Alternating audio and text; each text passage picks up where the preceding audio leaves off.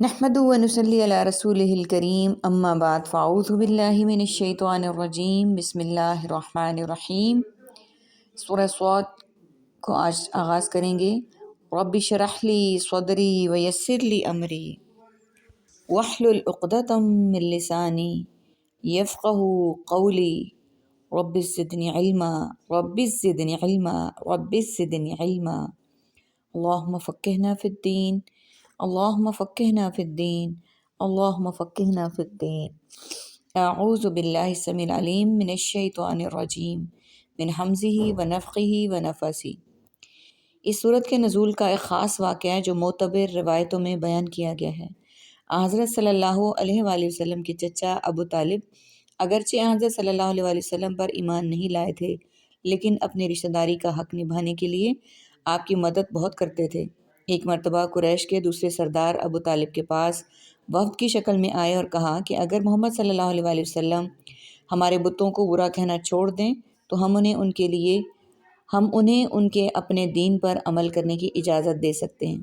حالانکہ حضرت محمد صلی اللہ علیہ وآلہ وسلم ان کے بتوں کو اس کے سوا کچھ نہیں کہتے تھے کہ ان میں کوئی نفع یا نقصان پہنچانے کی کوئی طاقت نہیں ہے اور ان کو خدا ماننا گمراہی ہے۔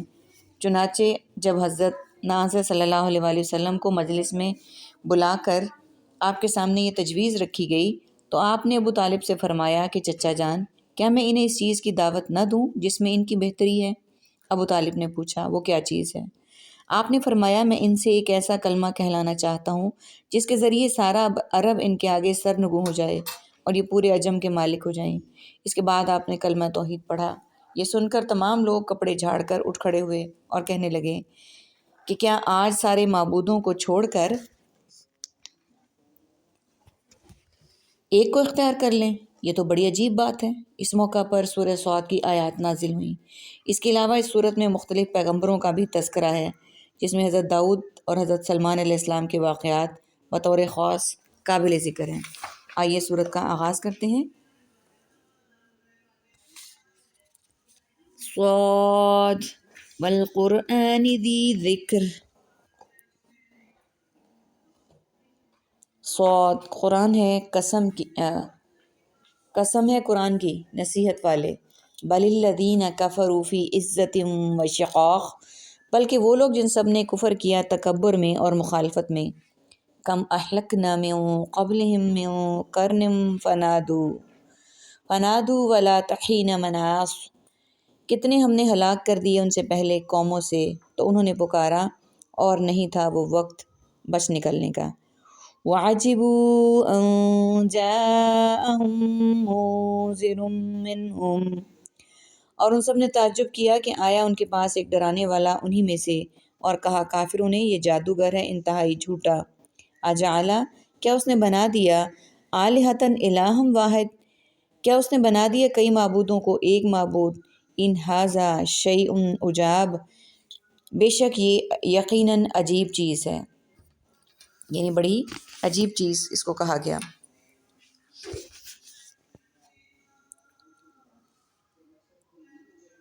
صاد قرآن ہے، نصیحت والے قرآن کی، یعنی جس میں تمہارے لیے ہر قسم کی نصیحت اور ایسی باتیں ہیں جن سے تمہاری دنیا بھی سنور جائے اور آخرت بھی۔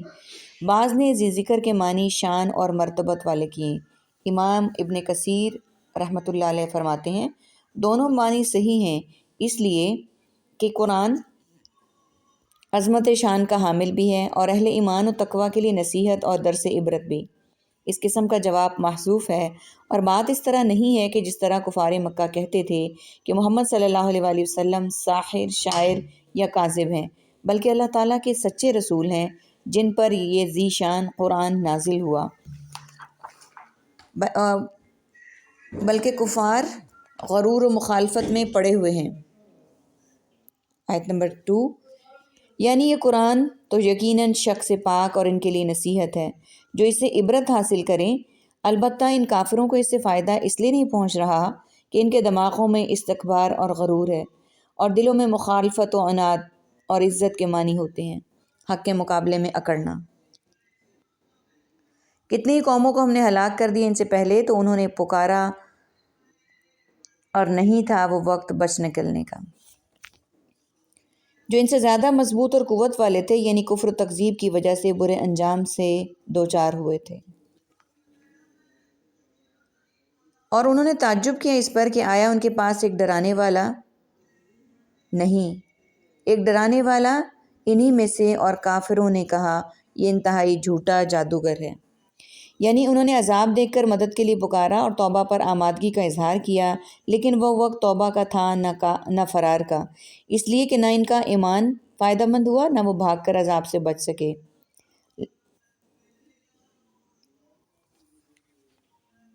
کیا اس نے بنا دیا کئی معبودوں کو ایک معبود؟ بے شک وہ یہ یقیناً بڑی عجیب چیز ہے۔ یعنی انہی کی طرح کا ایک انسان رسول بن کر آ گیا۔ اب یہ ان کے لیے حیرت اور اچنبھے کی بات تھی کہ ان میں سے اللہ سبحانہ و تعالیٰ کی ذات نے انہی کے انسانوں جیسا ایک رسول بنا کر بھیجا۔ وَانطَلَقَ الْمَلَأُ مِنْهُمْ أَنِ امْشُوا وَاصْبِرُوا، اور چل کھڑے ہوئے سردار ان میں سے کہ تم سب چلو اور تم سب ڈٹے رہو، عَلَىٰ آلِهَتِكُمْ، اپنے معبودوں پر، إِنَّ هَٰذَا لَشَيْءٌ يُرَادُ، بے شک یہ یقیناً ایسی چیز ہے ارادہ کیا جاتا ہے۔ مَا سَمِعْنَا بِهَٰذَا فِي الْمِلَّةِ الْآخِرَةِ، نہیں ہم نے سنا اس بات کو پچھلے دین میں، إِنْ هَٰذَا إِلَّا اخْتِلَاقٌ، نہیں ہے یہ مگر گھڑی ہوئی بات۔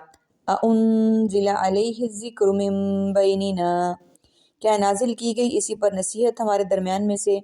بل ہم فی شک من ذکری، بلکہ وہ تو شک میں ہے میری نصیحت سے۔ بل لما یذوقوا عذاب، ابھی تک نہیں ان سب نے چکھا میرا عذاب۔ ام عندہم، کیا اس کے پاس خزائن رحمت ربک العزیز الوہاب، خزانے ہیں آپ کی رب کی رحمت کے اور نہایت غالب اور بہت عطا کرنے والا ہے۔ اور چل کھڑے ہوئے ان کے سردار یہ کہتے ہوئے کہ تم چلو اور ڈٹے رہو اپنے معبودوں پر، بے شک یہ یقیناً ایسی چیز ہے کہ جس میں کسی غرض کا ارادہ کیا جاتا ہے۔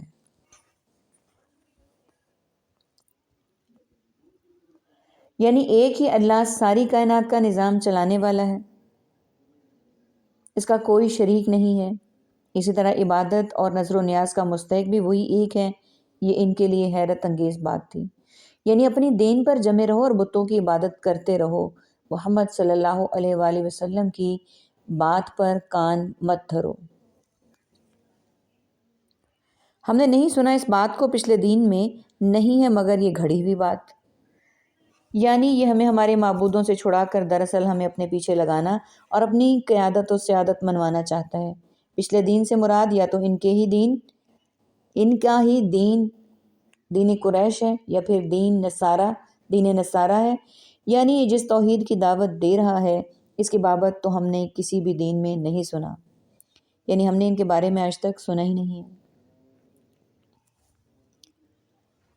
یعنی مکے میں یعنی یہ صرف توحید اس کی اپنی من گھڑت ہے، ورنہ عیسائیت میں بھی اللہ کے ساتھ دوسروں کو الوہیت میں تسلیم کیا گیا ہے۔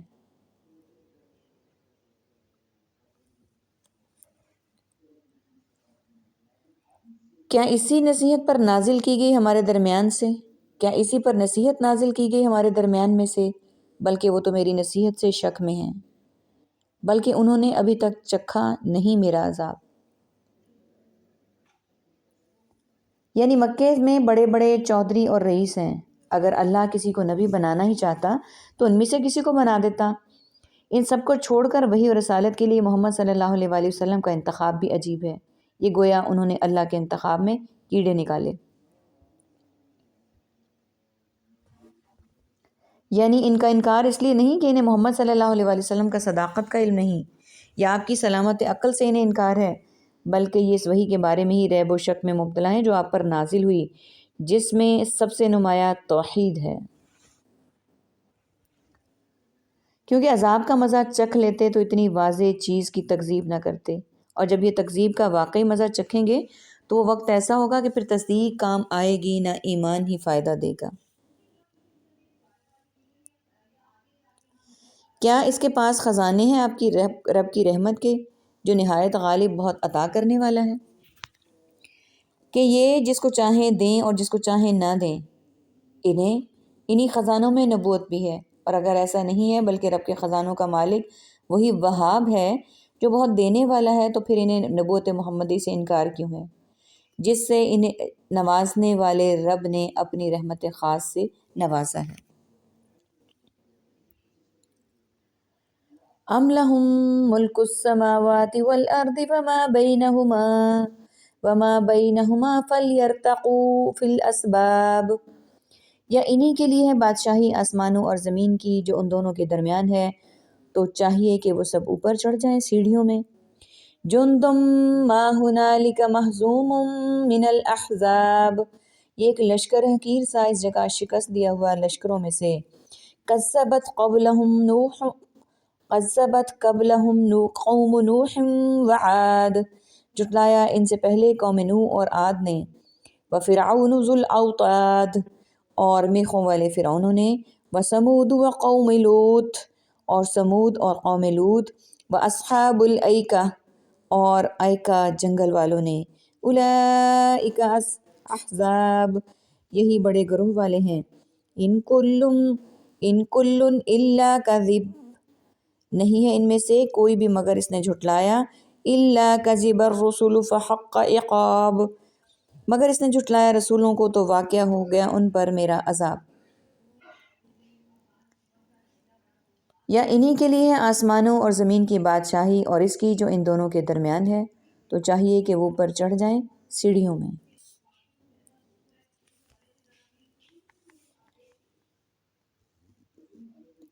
کہ جس کو یعنی آسمان پر چڑھ کر اس وحی کا سلسلہ منقطع کر دیں جو محمد صلی اللہ علیہ وآلہ وسلم پر نازل ہوتی ہے۔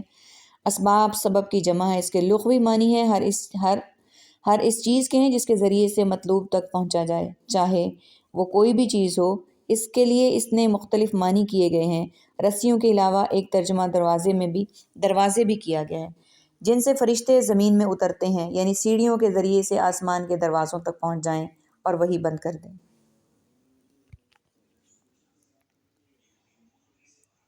وہ ایک حقیر سا لشکر ہے جو اس جگہ شکست کھایا ہوا ہے لشکروں میں سے۔ یہ اللہ تعالیٰ کی طرف سے نبی صلی اللہ علیہ وآلہ وسلم کی مدد اور کفار کی شکست کا وعدہ ہے، یعنی کفار کا یہ لشکر جو باطل کے لشکروں میں سے ایک لشکر ہے، بڑا ہے یہ حقیر، اس کی قطن پرواہ نہ کریں، نہ اس سے خوف کھائیں، شکست اس کا مقدر ہے۔ ہنالک مکان بعید کی طرف اشارہ ہے جو جنگ بدر اور یوم فتح مکہ کی طرف بھی ہو سکتا ہے، جہاں کافر عبرتناک شکست دوچار ہوئے۔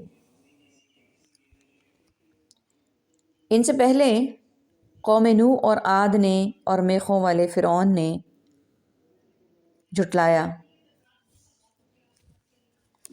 فرعون کو میخوں والا اس لیے کہا گیا کہ وہ ظالم جب بھی کسی پر غضبناک ہوتا تو اس کے ہاتھوں اور پیروں اور سر میں میخیں گاڑ دیتا تھا۔ اس سے مقصد بطور استعارہ اس کی قوت اور شوکت کا مضبوط اور حکومت کا اظہار ہے، یعنی میخوں سے جس طرح کسی چیز کو مضبوط کر دیا جاتا ہے، اس کا لشکر جرار اور اس کے پیروکار بھی اس کی سلطنت کی قوت و استحکام کا باعث تھے۔ اور سمود اور قوم لوط اور ایکا جنگل والوں نے بھی جھٹلایا، یہی لوگ بڑے گروہ لشکر ہیں۔ سور پھونکنے کا جس سے قیامت برپا ہو جائے گی، اس میں اس بات کا ذکر کیا گیا۔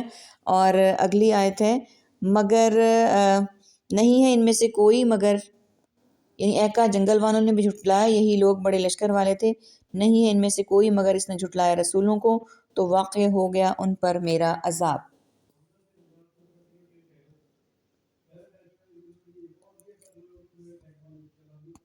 اللہ تعالیٰ سے دعا ہے کہ آج کے سبق کے آغاز میں جس طرح فرعون، سمود، قوم لوط، ان کے نافرمان لوگوں کا ذکر ہوا، اللہ تعالیٰ ہمیں اس طرح کے تمام لوگوں کے طرز عمل پر چلنے اور ان جیسا بننے سے محفوظ رکھے، آمین ثم آمین۔ وآخر دعوانا ان الحمد للہ رب العالمین، سبحانک اللہم وبحمدک، نشہد ان لا الہ الا انت، نستغفرک ونتوب الیک۔ السلام علیکم ورحمۃ اللہ وبرکاتہ۔